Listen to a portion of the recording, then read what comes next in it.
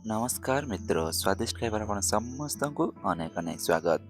मोर गोटे व्यूअर्स विकास पात्र भाई मते कमेंट करथिले कि तांको गोटे चिकन खीर रेसिपी दरकार। सेथि मु आपण समस्तଙ୍କ ପାଇଁ गोटे स्पेशल चिकन खीर रेसिपी नेकी आछि। आपण माने भाबुथिबे कि व्यूअर्स कमेंट करिछि माने किछि भी बनै देथिबे, किंतु ना, एटा गोटे प्रॉपर रेसिपी।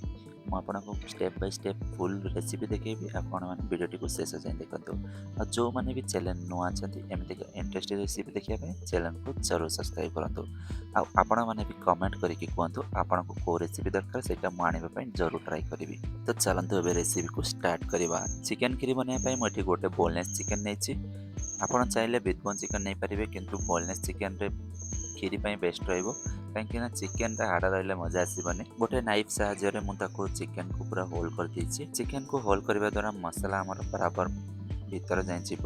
ତାପରେ ମୁଁ ଏଠି ଗୋଟେ ପ୍ଲେଟ୍ରେ ଚିକେନକୁ ରଖିକି ସେଥିରେ ଟିକେ ଲୁଣ, ଟିକେ ଗୋଲମରିଚ ଗୁଣ୍ଡ ଆଉ ଟିକେ ଅଦା ରସୁଣ ପେଷ୍ଟ ପକାଇକି ଭଲ ଭାବରେ ୟାକୁ ମିଶାଇ ଦେଇକି ମ୍ୟାରିନେଟ୍ କରିକି 20 ମିନିଟ୍ରୁ 25 ମିନିଟ୍ ଯାଏଁ ରଖିଦେବା। ଆପଣଙ୍କ ପାଖରେ ଯଦି ଟାଇମ୍ ଅଛି ତ ଆପଣ ଗୋଟେ ଘଣ୍ଟା ପାଇଁ ବି ରଖିପାରିବେ। ଚିକେନ ଆମର ଏବେ ମ୍ୟାରିନେଟ୍ ହେଇଗଲା।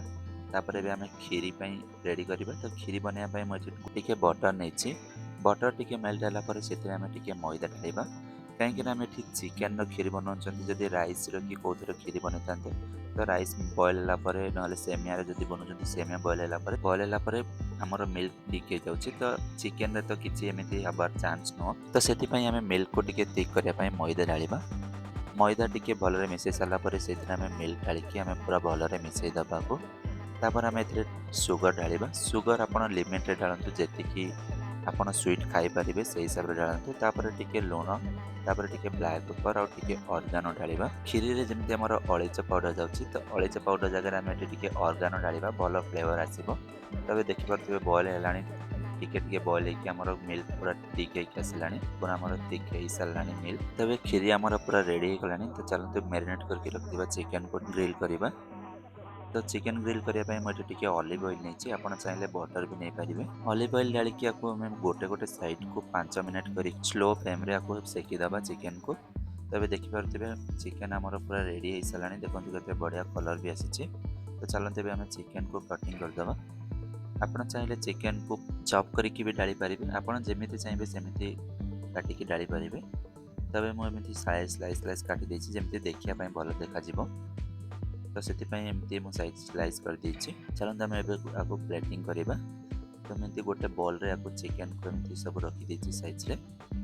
तापर रेडी करके रखिबा खीरी को ता ऊपर ढाली देबा। तो रेडी हो गला हमर चिकेन खीरी। तो आउ गोटे प्रकार भी आउ गोटे प्लेट रेडी करके आपको देखौछि। तो डायरेक्ट खीरी डालिकी ता ऊपर चिकेन डालिकी भी आपन सर्व करि परिबे। एटा गोटे प्रॉपर हेल्थी रेसिपी। आपण मान जदि जिम करछंती तो एटा को थरे जरूर ट्राई करंतु। न तो नहीं आपन को जदि कॉन्टिनेंटल फूड पसंद तो आपन ए रेसिपीटा को थरुटे जरूर ट्राई करंतु।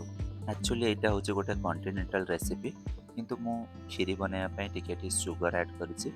न तो नहीं एटा गोटे व्हाइट सॉस और ग्रिल चिकेन रो रेसिपी। तो आपन को ए रेसिपीटा केमिति लागिला मत कमेंट रे निश्चय जणाइबे। आपण माने भी रेसिपीटा को थरे घरे जरूर ट्राई करंतु। आपन को भी बहुत पसंद आसीबो। हेल्थी रेसिपी एटा आपण माने भी घरे ट्राई करंतु। केमिति लागला मते कमेंट रे निश्चय जणातु। और जदि रेसिपीटी भल लगी ताले लाइक कमेंट और चैनल को जरूर सब्सक्राइब करंतु। रोची बाय बाय। देखा पुणी गोटे नुआ रेसिपी।